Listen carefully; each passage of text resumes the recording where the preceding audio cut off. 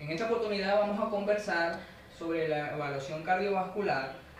Para ello vamos a utilizar el método de auscultación. Vamos a empezar ubicándonos en el hemitórax del lado izquierdo. Vamos a colocar la mano sobre el arco costal para ubicar el sitio de mayor golpe precordial.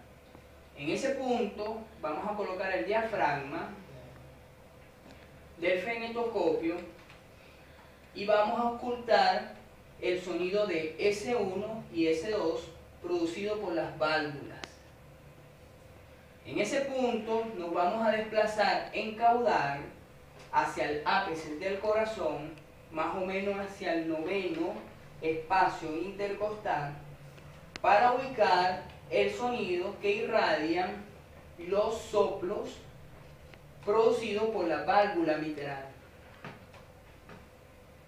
Luego nos vamos a desplazar en craneal por debajo de la axila y sobre la articulación costocondral.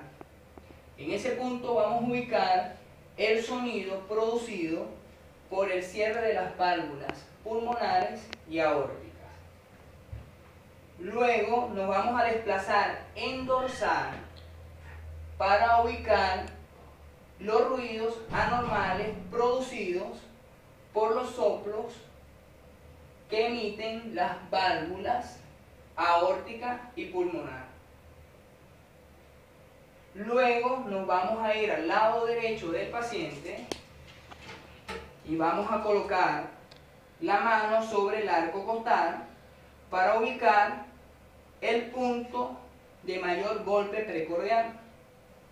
En ese punto vamos a colocar el diafragma para ocultar el sonido de la válvula tricúspide.